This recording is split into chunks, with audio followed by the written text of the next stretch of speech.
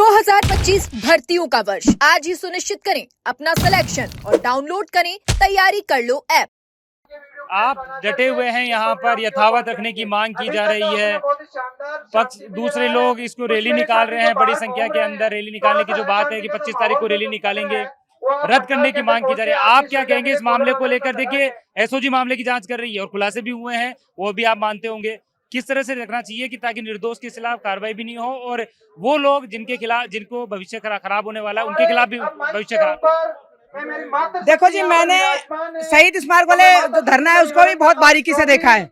वहां पर सिर्फ तस्कर, माफिया, इस तरह के लोग बैठे हैं और यथावत रखने का यह है कि 4 साल से जिस तरीके से मेहनत की है, 2 साल से जिन बच्चों ने 2 साल की, आपको पता है कि ट्रेनिंग कितनी हार्ड होती है, घर बार सब कुछ छोड़कर पानी पीने का भी टाइम नहीं होता है, एक सेकंड गिना जाता है। इन जो अभ्यर्थियों ने वो मेहनत की है और इस लेवल तक पहुंचे हैं, कोई नौकरियां छोड़ के पहुंचे हैं, उनके साथ यदि अन्याय होता है तो ये अन्याय उनके साथ नहीं, उनके परिवार के साथ अन्याय हुआ है, परिवार के साथ अन्याय हुआ है। तो देखो, वहां पर जो धरना है वो तो एक प्रोपोगंडा है, वो तो पेपर माफियाओं का प्रोपोगंडा है, क्योंकि करोड़ों रुपए का ये घपला हुआ था।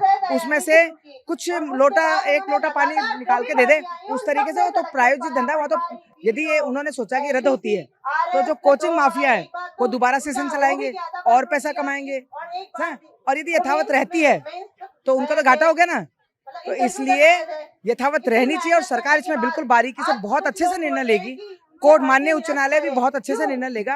अभ्यर्थियों के साथ कभी गलत नहीं करेगा, ना सरकार गलत करेगी। आप सही बात बोल रहे हैं कि वो तो सरकार देखिए अपना फैसला वो लेगी, सारे पहलू है वो यहाँ पर देखे जाएंगे, आपके भी देखे जाएंगे, उनके भी देखे जाएंगे, और जो निर्णय होगा वो काफी अच्छा सरकार ले लेगी ताकि भविष्य खराब ना हो अपने युवाओं का। जिन्होंने मेहनत की है, मेहनत सबने भी की है।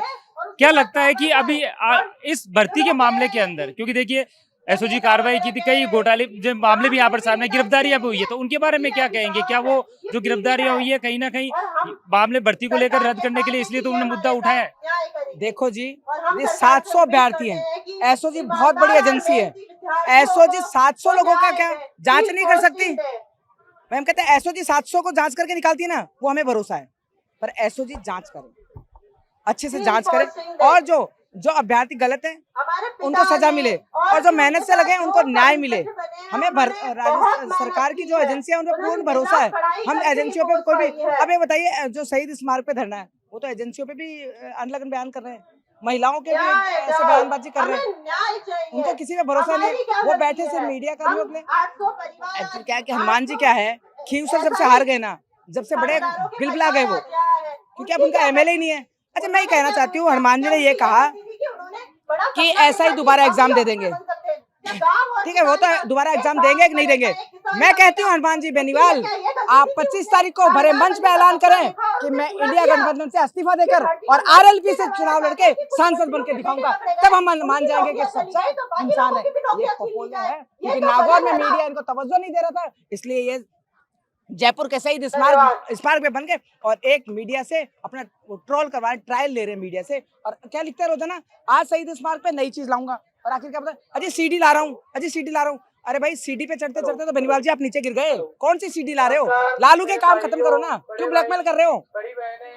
और ये हमारे अभ्यर्थी मेहनत से लगे हैं। ये देखिए, उन्होंने जिस तरीके से कहा था, जो वो अपने जाटो, अपने समाज के उसके बोल रहे हैं, ये उनके समाज की महिलाएं हैं, ये गांव की महिलाएं हैं, इनको तो कहके गगड़े नहीं बनना आता, इनको तो बोलना ही नहीं आता।